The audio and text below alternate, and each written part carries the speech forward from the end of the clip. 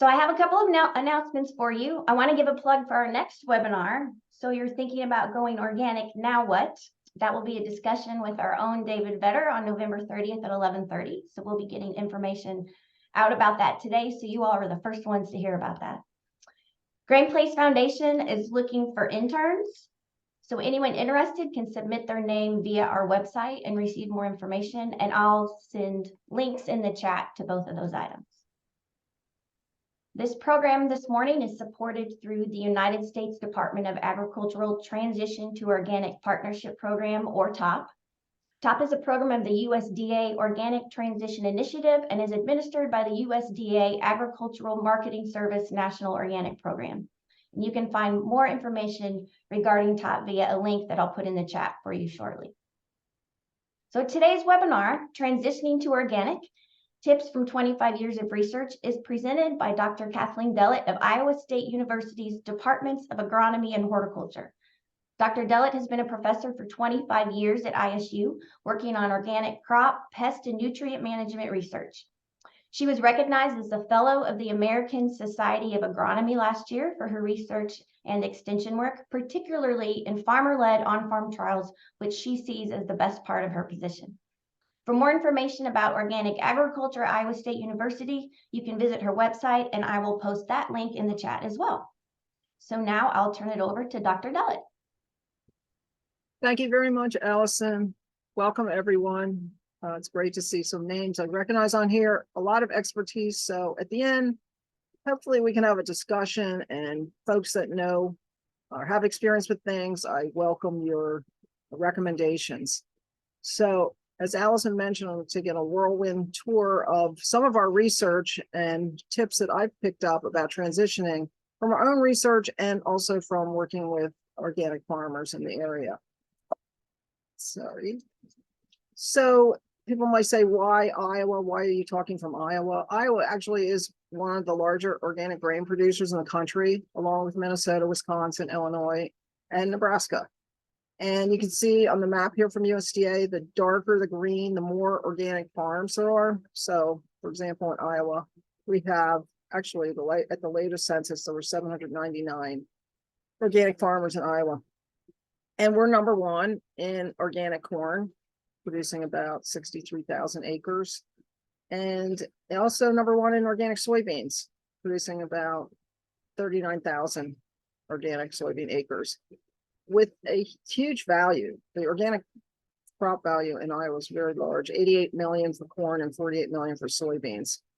We're also a leader in organic oats, producing 30% of the U.S.'s organic oats.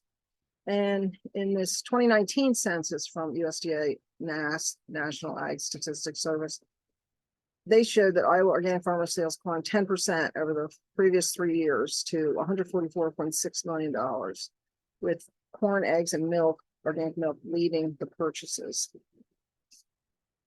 So just for those of you that are new to organic, just to tell you, we talk, when we say organic, we're talking about certified organic, and that is regulated by the National Organic Program. If you don't know their website, I encourage you to visit it. There's a lot of great information on there. They also have courses you can enroll in to learn a lot about organic. But basically, it's just one slide summarizing about 300 pages of rules, and that's that you have to have 3 years between the last application of prohibited substances, that's synthetic fertilizers and pesticides, and the harvest of your certified organic crop. So in our case, we look for land that was easily certifiable, i.e. had not had a lot of pesticides, fertilizer on it. So for example, we transitioned some land from alfalfa, which I think at the most had some lime on it, to organic. And because the lime was allowed in organic, we could theoretically have that as certified the next year. But for most fields, if you're transitioning them, plan on 3 years between the last application of synthetic substance and certification. You must segregate your organic fields, your organic plots from your conventional plots. And we say 30 foot is a good goal. That's what we have in our research plots. It can vary. For example, if you have a windbreak between your organic and conventional fields, that could serve as a buffer. The main thing is that you're not having any drift between your organic and conventional crops. Any added amendments must be approved by certifier. They have to be naturally based, i.e. derived from natural systems like manure, compost, lime, for example. No petroleum products can be, or ingredients can be allowed in anything you apply to your organic land. So always check that label. Sometimes you're fooled. It looks like it's a totally natural substance, but then you find out they have a petroleum carrier in it, which would preclude it from being used on an organic farm. I always check with the certifier if I have any questions about anything, because there's a lot of new products coming down the pike. Double check with your certifier before you apply anything. For the most part, that is on our research, the main thing we apply is manure for fertilization. And the rules on that are that the manure must be composted properly. What is that? It's very specific. So because you have to take the temperature and turn it at certain times to be composted properly, we don't use that rule. We use the following rule, that the manure must be applied 3 months before harvest for grain crops or 4 months before harvest for horticultural crops. And that's very easy for us because we'll apply it in March when the soil's warm, and it's 7 months before our corn and soybean harvest, or corn, actually we just put it on corn, 7 months before our corn harvest. So we're easily meeting that 3-month rule. And if you live in temperate climates, it's pretty easy to meet that rule. A lot of people do use properly composted manure though, and that's fine, that's wonderful. But you still should make sure that you're following those exact rules, or apply it at least 3 months before you harvest your grain crops, or 4 months before you harvest any horticultural crops. Organic seed is required, so you can't use any genetically modified seed or transgenic seeds, some folks call it, or transgenic crops, i.e. transplants. In the old days, well, when I first started, it was somewhat difficult to get organic seed. That is not the case today. Knock on wood, we have not had any difficulty finding organic seed for our research plots lately.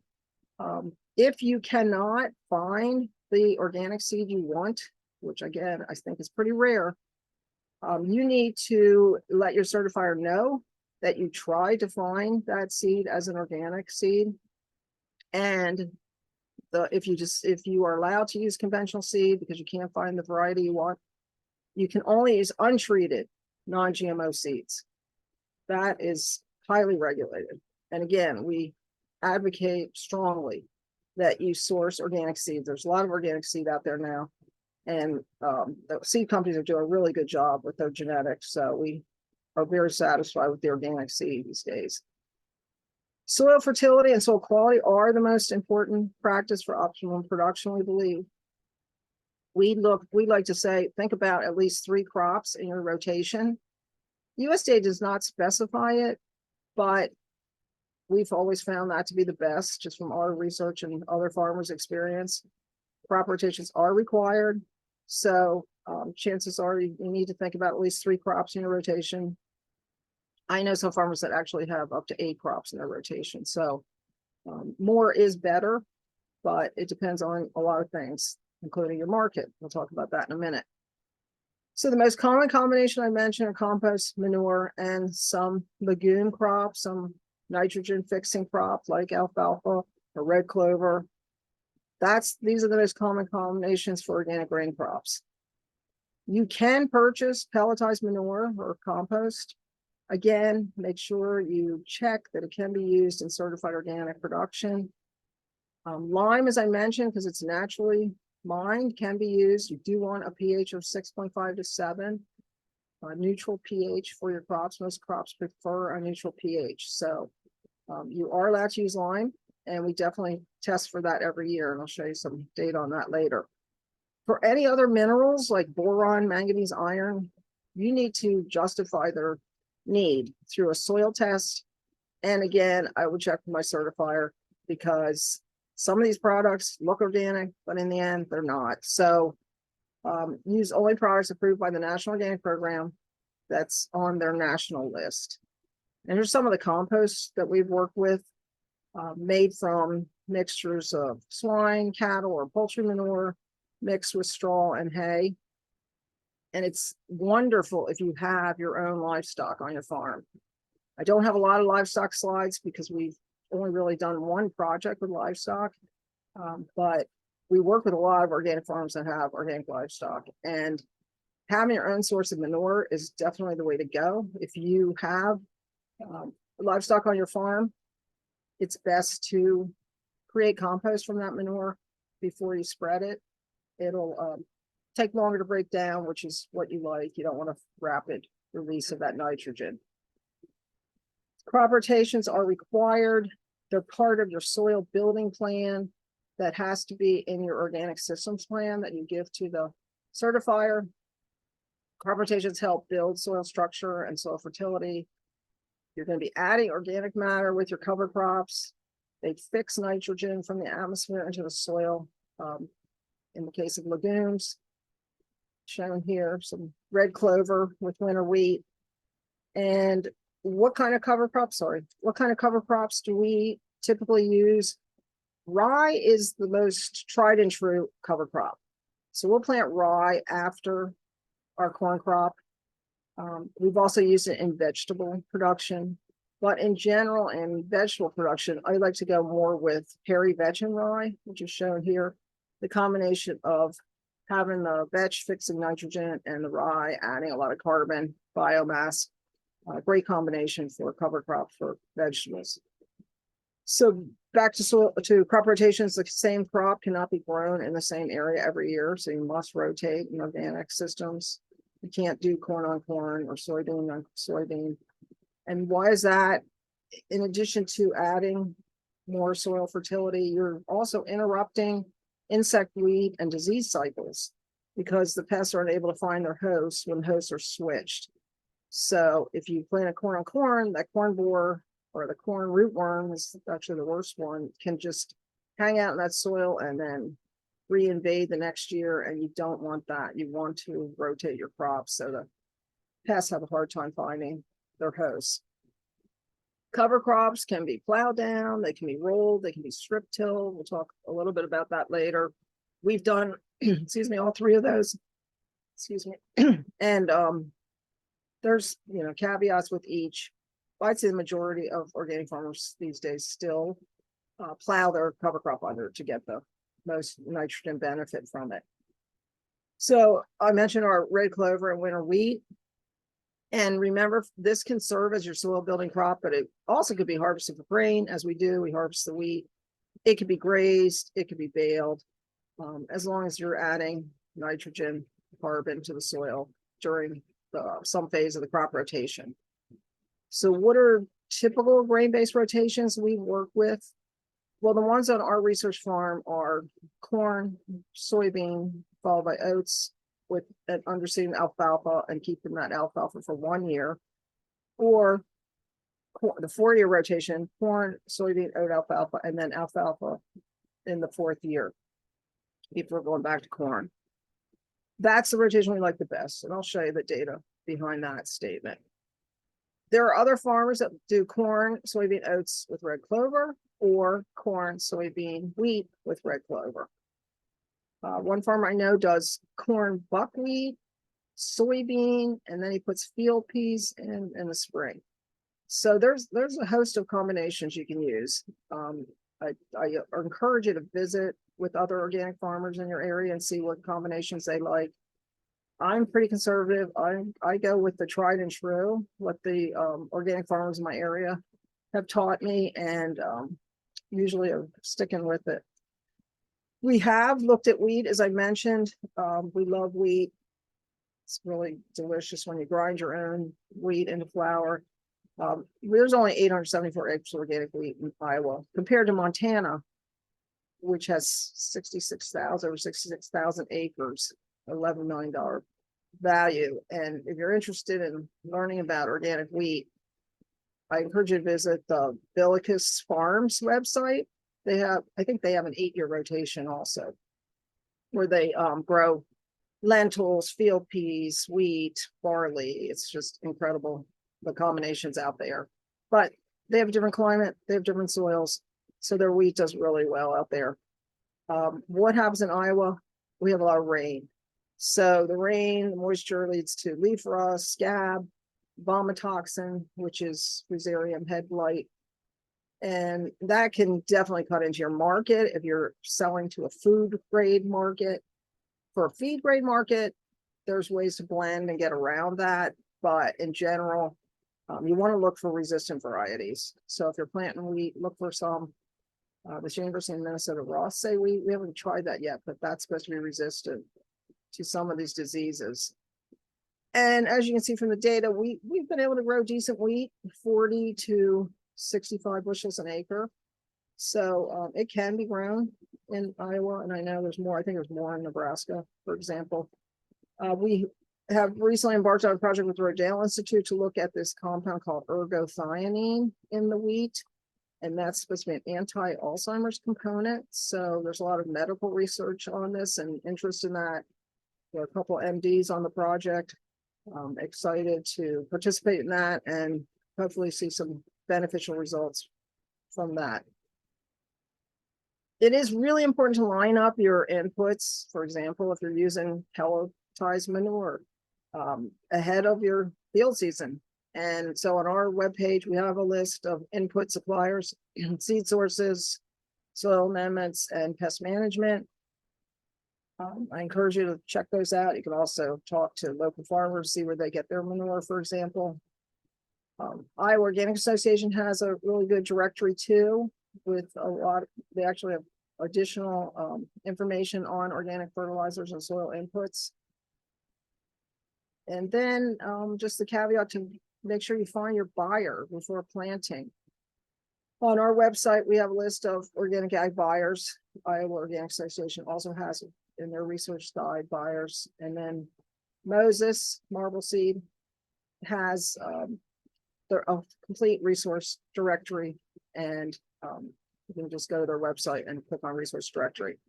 I have Grain Place Foods here because we have done business with them before, and they're a wonderful group to work with. I encourage you to, well, you'll hear from Dave Better in the next webinar. So on to our research. The majority of our research comes from this Neely Kenyon LTAR site, which stands for Long-Term Agroecological Research. It's now a 25-year comparison of organic and conventional crops. There's 44 plots in the 17-acre experiment showing 4 crop rotations, and a total of 5 crops are in this rotation, or in these rotations. Each plot is a quarter of an acre, so we can take regular farm size equipment through the plots. As I mentioned before, the local farmers helped develop the LTAR design. They came up with the different rotations that they wanted us to look at based on their experience and what they grow in the area. It was originally supported by the Leopold Center for Sustainable Agriculture, and they have a wonderful brochure on their website page that talks about the LTAR. If you're interested, go to Leopold Center, and you can see some of the data from the research plots there too. This is just a quick schematic of the layout of the design of the experiment, looking at conventional corn, soybean versus organic corn, soybean, oat, alfalfa, 3-year rotation, organic corn, soybean, oat, alfalfa, alfalfa for the 4-year rotation, and then another 4-year rotation that is corn, soybean, corn, followed by oat, alfalfa. And this one I'll show you, I'll mention later about the issues with having 3 row crops in a row compared to having that small grain crop, that the oats, that helps with weed management, for example. So it's a completely randomized design because we have equivalent slope and soil types across the whole area.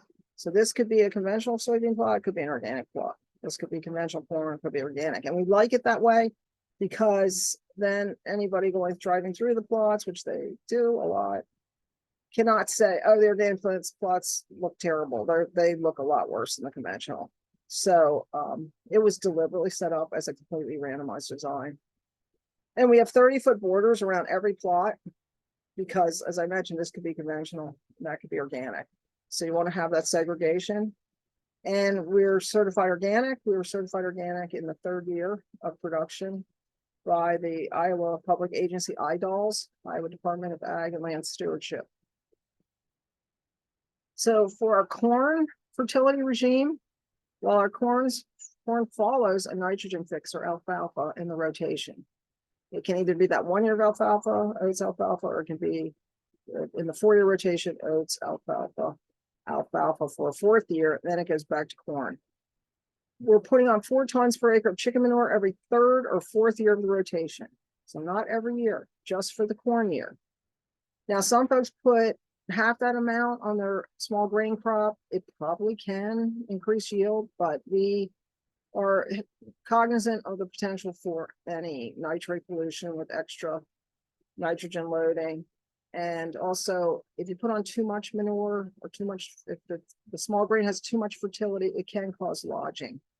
So we just put it on the corn year.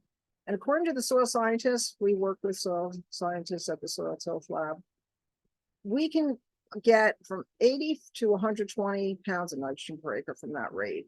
Now, why the great range?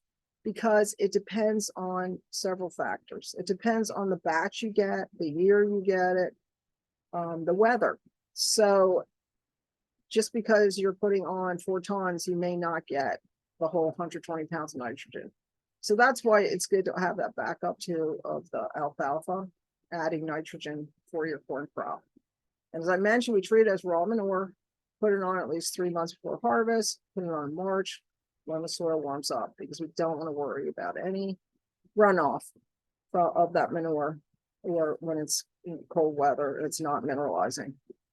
In the beginning years, we use this hoop house compost from swine production. It was a wonderful mixture of manure and straw and hay. If you have access to that, or if you have your own hoop houses, I think that was the best fertilization. It seemed to be perfect for the corn crop. But now we're using poultry. I'll talk about that in a minute. It's 2,3,4 NPK. Phosphorus can build up in organic systems if you use too much manure. However, we check it every year. It's not building up. And with the alfalfa in the rotation, or with any legume, even red clover, that will help draw down the phosphorus. They use a lot of phosphorus. So as long as you have a legume cover crop in your rotation, your phosphorus should not become a problem. So what kind of yields have we been getting? Well, the good news right up front, skip to the bottom line there, no difference between conventional and organic corn yields. You can see with the longer rotation, when you have the extra year of alfalfa, that extra nitrogen benefit, your yield is almost identical to the conventional, which, by the way, gets 120 pounds of synthetic nitrogen per acre. There's a numerically lower, but not statistically lower yield when you only have 1 year of alfalfa. So you can see the difference there. And we say, why build costly saturated buffers? I don't know if you've seen these things they put in at the edge of fields to trap the nitrogen. Why build costly saturated buffers? And you can mitigate nitrogen leaching and runoff up front in the field through organic practices. These organic practices, as I've already mentioned, are using slow release nitrogen, manures, cover crops, crop rotations. We're applying at lower rates than conventional. And our timing is different. We apply in the spring when the soil is warm, and the soil will mineralize the manure in time for the crop to take it up and not run off the field. And this has been proven with Dr. Camberdella's work in 2015. You can see the publication down there, where she showed that the tile water nitrogen loading loss, that's the pounds of nitrogen per acre, from the organic 4-year rotation corn, soybean, and alfalfa was 50% lower than the conventional. So here's conventional at 100 pounds of nitrogen per acre coming off the field compared to 51.2 in the organic. Phenomenal difference of saving nitrogen in your crop as opposed to losing it through the drainage water. Pasture was the lowest, but that stands to reason. There was no manure or any amendments applied to the pasture. That's strictly coming from the legumes that were in the pasture mix. So, yes, pasture is the lowest, but you can't grow your whole farm can't just be pasture. But it shows the importance of pasture in your rotation. And also, we're always pushing for integrated systems. We think if you have livestock on your farm, you're definitely going to have a healthier organic system and cut down some costs too, because you won't have to purchase your manure. So what about soybeans? Well, they fix their own nitrogen. So from the beginning, we never saw a difference between the conventional and organic nitrogen, averaging about, soybean yields never saw a difference, averaging about 47 bushels per acre in all the rotations. Now, we've done research with other organic grain crops, flax, we've grown organic flax, canola, triticale, spelt. You can grow them here, but they perform best in the deep soils of the Dakotas and Canada where there's not excessive rain. Because as I mentioned before, it's the rain that leads to a lot of disease issues with small grains and these alternative crops. I know organic farmers that have grown sorghum, rye, buckwheat, amaranth, kamut, quinoa, kernza, barley, rye, and hybrid rye. And we just planted hybrid rye this year. So the verdict is still out on that. It is a wonderful crop as far as hopefully helping with any weed management, because it seems to produce a lot of biomass and has allelopathy, just like regular rye. But the caveat is to know your market before you plant, because all these, we call them alternative crops, or alternatives to corn and soybeans and oats and wheat, the typical crops we grow here. Because a lot of these don't have well fleshed out markets, like hybrid rye, for example. So the one way to deal with that is to have, again, livestock. Because if you have your own livestock, you can feed a lot of these crops to your own livestock. And maybe Dave will touch on that next time, the importance of having livestock on the farm and being able to feed your livestock your own crops that you're growing right there on the farm. So our oat yields have been decent. They're much higher further north, but averaging about 103 bushels an acre, and just seeing a numerical increase with that extra year of alfalfa. Weed management is equally important to nutrient management. Crop rotations will really help with weed management, because having that massive amount of tillers from small grains, either oats or wheat or rye, we think is actually a little better than oats and wheat, will help prevent weeds from growing. We also, as I mentioned, use cover crops like rye after corn before soybeans for its preventative properties, which in this case, the chemical property that prevents weed establishment with rye is called allelopathy. Still, however, tillage is the most important or most common method of weed control in organic fields. And it's critical, timing is critical with organic weed management. So you have to manage when the weeds are in when they're first emerging, and what's called the white thread stage, when their little radical roots just start coming out. And then at appropriate intervals to prevent establishment and weed seed production. So we use a rotary hoe, and then we'll follow it up with a row cultivator. Some folks are using tine weeders and harrows, and you don't have experience with them, but hopefully we'll hear from folks if they are recommending them. Again, it depends on your area and your soil condition too, because if you have a lot of rocks, you're going to go with probably a different set of equipment than what we use, because fortunately we don't have rocks in our fields. A lot of organic farmers we know have buffalo cultivators. They love them. They make ridges as it throws soil onto the row. There's also a couple guys that have flamers, flame weeders, and the flamer does not burn the weed. It causes the water in the weed plant cells to heat up and die.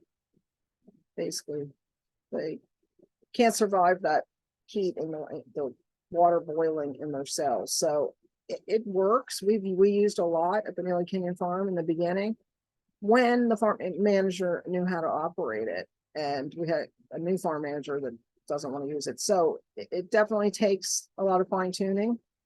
There's also weed zappers out there now too, that folks are using electricity to actually zap and kill weeds.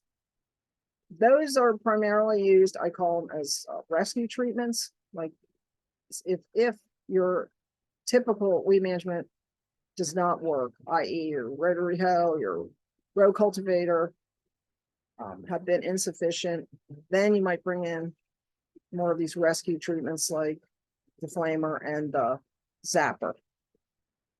So just a snapshot of how we manage weeds in our soybeans. We do it through crop rotations. We have that allelopathic crop of variety for soybeans. We also plant at a high planting rate, 175 to 220,000 seeds per acre. So that you'll have a very competitive, quick emerging crop to compete with weeds. Timely cultivation, as I mentioned, we have used a propane flame burner in the past on wet, especially with wet fields and you can't get in with your cultivator. But every year in the end, we do walk our soybeans, especially for any staining weeds like nightshade if you're selling to the tofu market. And then, as I mentioned, that solid cover of the small grain crop, rye or oats and alfalfa are important in the rotation for weed management. So when you look at our average weed populations over 22 years at the LTAR, yes, of course, where we use herbicides, conventional systems, there's going to be less weed populations. But there's still weeds in the conventional system because there is herbicide resistance out there. And that's another issue with conventional systems, is the increasing amount of herbicide resistance. So, higher populations of weeds in the organic system. However, within the soybeans, there was no statistical difference. So there was a lot of variability, as you can imagine, with weeds.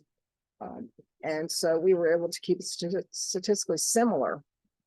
In the corn, however, there were higher amounts of weeds in the organic fields, but the populations were not so high that they affected yields, as you saw from the the yield data earlier. What about insects and diseases?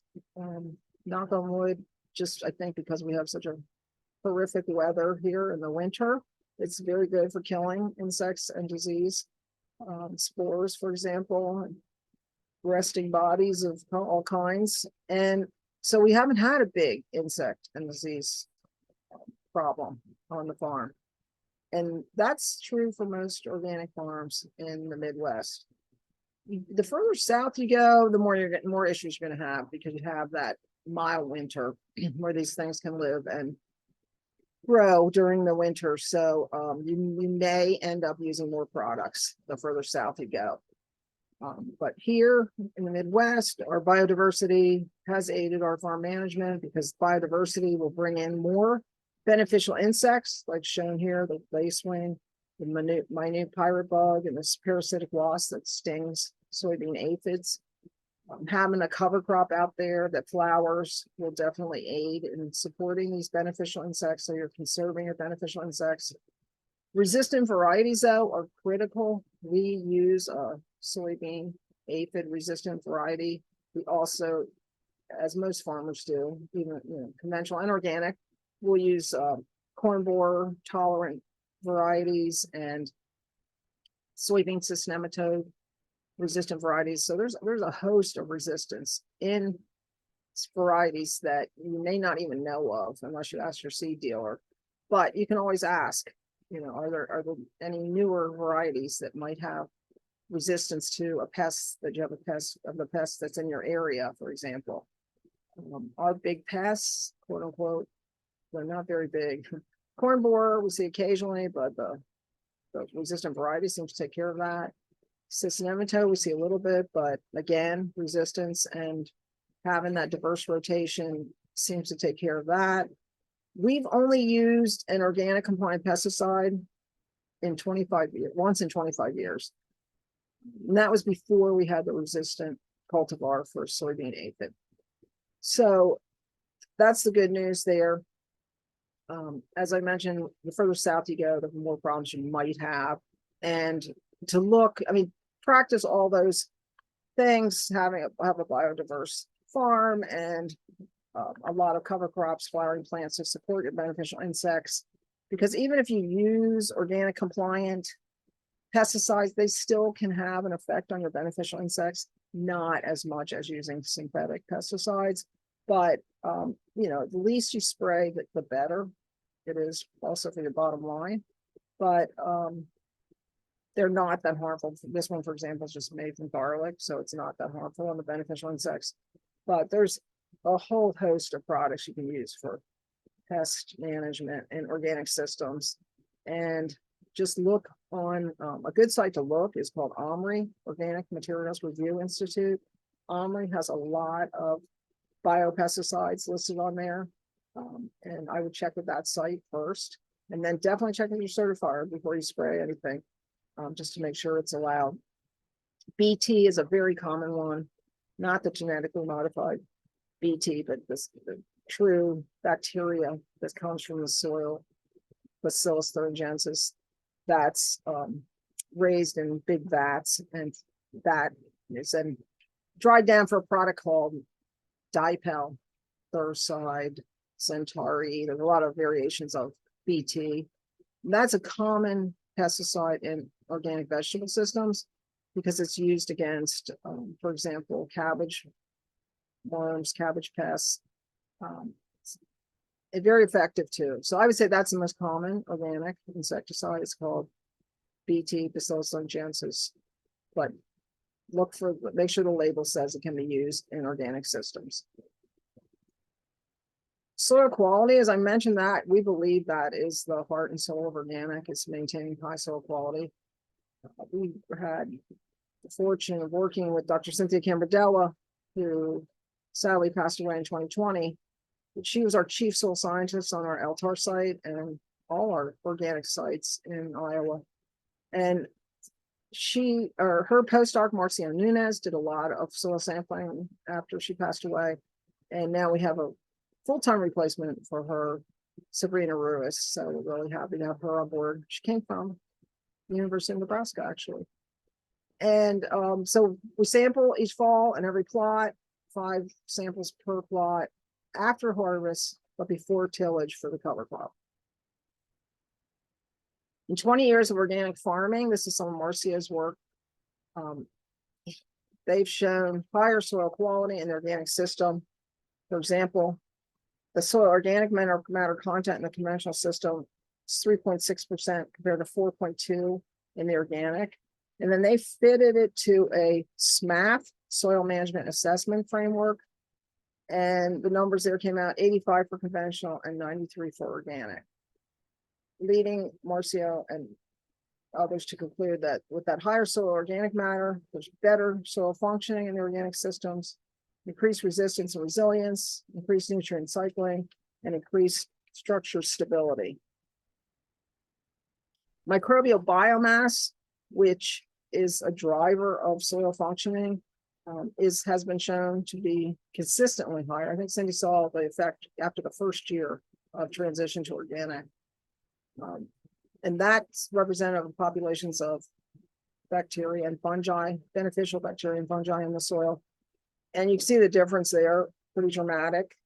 299 milligrams per kilogram in the conventional versus 385 in the organic, leading to a SMAF rating of 53 in the conventional and 80 in the organic. Potentially mineralizable nitrogen, which shows how much nitrogen is left in the system for the next crop. So you want to have a pool of nitrogen out there after your cropping season. 39 milligrams per kilogram in the conventional versus 49 in the organic. Both received a SMAF rating of 100 because that was sufficient to feed the crop in the conventional system. So they said there's higher, with higher microbial biomass, carbon, and potential mineralizable nitrogen, you have better soil functioning in the organic system. have that increased microbiology and increased cycling and release of nutrients. Phosphorus, as we mentioned, it generally is higher in organic soils, but not to where it's a problem so far. 8.4 milligrams per kilogram in the conventional, 39 in the organic, leading to scores of 85 and 100 in the SMAP reading. Soil pH, very interesting phenomenon going on there with conventional 5.9 versus 6.8 in the organic, which is more that you want. You want it more towards neutral of 7. So the SMAP reading of 79 versus 100. And the soil scientists attribute it to two things. They think the conventional fertilizer, the synthetic fertilizer, actually acidifying the soil a bit. And also just having the manure applications and crop rotations has led to increasing the soil pH. A lot more calcium is added in the organic system through these practices. So more balanced soil chemical functioning in the organic systems, soil fertilizer, increased soil acidification. Organic fertilizer are associated with higher biological activity and increased plant available nutrients. Lastly, the overall analysis, conventional 77 and 91 in the organic. That's their soil quality index. And there's a lot of calculations behind these numbers. I'm not presenting those, but there is that paper on it that you can read at the beginning there.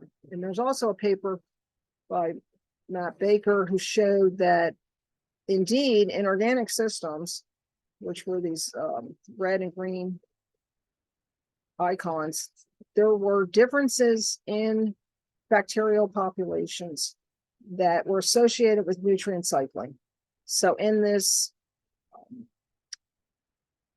actually PCO graph here, he showed there was clear differences within the organic system in doing this community analysis of what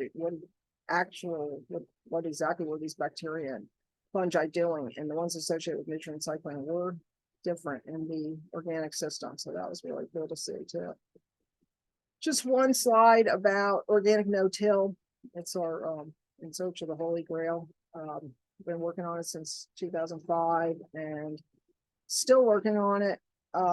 Definitely soil quality is going to be greater in organic no-till because you're not disturbing the soil as much. But Cindy Kimberdeller's research showed that even with full organic practices that involve tillage, carbon levels can be maintained at no-till levels, at conventional no-till levels. So that's the good news there. We still are pursuing organic no-till. We were able to achieve statistically similar results to where we tilled organic soybeans, 37 versus 43 bushels per acre. Other farmers have had better luck, like Scott Shriver, his TrueFlex roller is shown here. Oh, by the way, sorry, I didn't mention the system where this cover crop of rye is planted in the fall and then it's crushed with this roller gripper in the spring. Scott's had up to 64 bushels an acre with his system. Levi Lyle, where we did a on-farm trial, he's had up to 56 bushels per acre, but he used a weed zapper after he rolled the rye and planted the soybeans emerged. When soybeans were probably about, I don't know, maybe waist high, he did go in with a weed zapper. And with that, he was able to achieve 56 bushels an acre. Organic corn, definitely been the tougher row to hoe there. The corn grew, but in the end it was chopped for silage because the yield was not that great. So I know folks are still working on it, but I think the organic soybean, the organic no-till soybean has merit. I've pretty much given up on corn. What about returns? This is also driving the interest in organic. Working with Craig Chase and Ian Johans, economists at ISU Extension, they showed 2 to 3 times the return of conventional with the organic system. Just this is corn, soybean, and then in the full rotation, which included corn, soybean, oat, alfalfa. Returns were 118 in the conventional versus 370. Now this was up till 2014. The more recent one, unfortunately, Craig retired, so we're waiting to get some new data from his replacement. But up to 2018 and 2018, you can see in the conventional system, there was a negative 51.52 in return to management compared to the organic over $400 in the returns. And Craig concluded that the costs to run the system, i.e. for fertilizers, pesticides, labor, equipment, was $50 to $100 less in organic, even during transition, because the costs were lower because you're not using synthetic pesticides or fertilizer. And then once you're certified organic, you're going to get those premium prices and greater revenue. For example, today, organic corn's about $10 a bushel, and organic soybeans are about $21 a bushel. That's the end of the research data. I want to switch to some extension work we're doing. We have been working with the USDA National Organic Program. Last year, we had this, I call it Encouraging More Inspectors project. So if you're interested in becoming an organic inspector, inspection must take place once a year, and there is a need for more inspectors. So if you're interested, contact me or Allison. Other folks will put you in touch with the National Organic Program. This was a video they made at the Neely Canyon Farm with our inspector. That's actually now on the National Organic Program website if you're interested in looking at that, called Become an Organic Inspector. We also have some other videos showing how organic inspectors feel about their position, and if you're interested in that, let me know. And then Allison mentioned the TOPP program. We're also a core partner in that. We have a mentorship program going, and we provide technical assistance for transitioning organic farmers. So depending on what region you're in, if you're in Nebraska, go through Allison. If you're in Iowa, please get in touch with us. We're looking for both mentors and mentees. So if you want to be educated in transitioning to organic, you get signed up as a mentee for free instruction, free pairing with a mentor. And the mentors, that is experienced organic farmers, they'll be paid $3,000 each for mentoring a transitioning farmer. So it's a good deal. I highly advocate you checking it out if you have interest either way, to help somebody out who's transitioning, or if you want to learn more about transitioning and sign up as a mentee. We have a lot of publications on our website. If you just Google Organic Agriculture, Iowa State University, you'll get taken to our website. And on there, you'll see the link for research and education, which has all our pubs, including our newest one, Organic No-Till Production, where we show all the data from our research. As I mentioned, higher soil quality, but still challenging as far as getting equal yields to the tilled organic system. Our annual conference coming up Sunday, November 26th to Monday, November 27th. Bulk of the sessions are on November 27th. Our keynote speaker is going to be Jenny Tucker, who runs the National Organic Program in Washington, D.C. We're excited to have her here. But there's 15 breakout sessions with everything, including organic certification, soil health, marketing, many more. Check it out. Google Iowa Organic Conference. Should take you right to the site. We also have a class called Transitioning to Organic for 16 weeks, January to May. In 2024, it will just be available through videos. If you're interested in that, please contact us. And then it'll be live again in 2025. 10 modules, including intro, soils, crop rotations, livestock markets.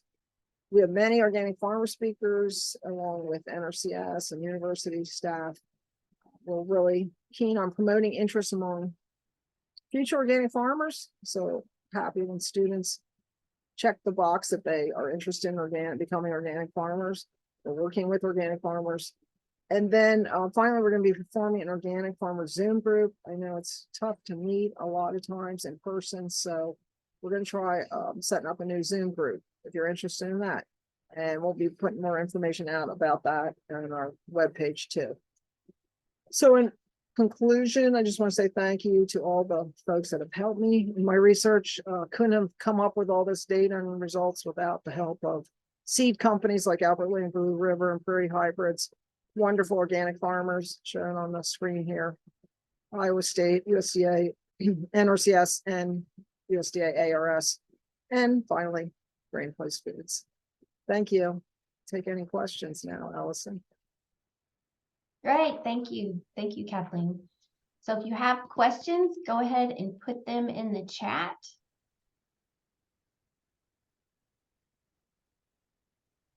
And I think I can get us started. So as someone who hasn't spent 25 years farming, I was kind of interested in how weather events affected your organic versus non-organic or versus conventional plots. Good question, Allison. And yeah, I took out my drought monitor slide. I usually have that in there because the last 8 years have been horrific. I mean, we've been under severe drought every summer, varying lengths, and it's definitely affected yields in both systems, the conventional and organic. When I first came, I think 2002 was the best year. We had 200 bushels an acre.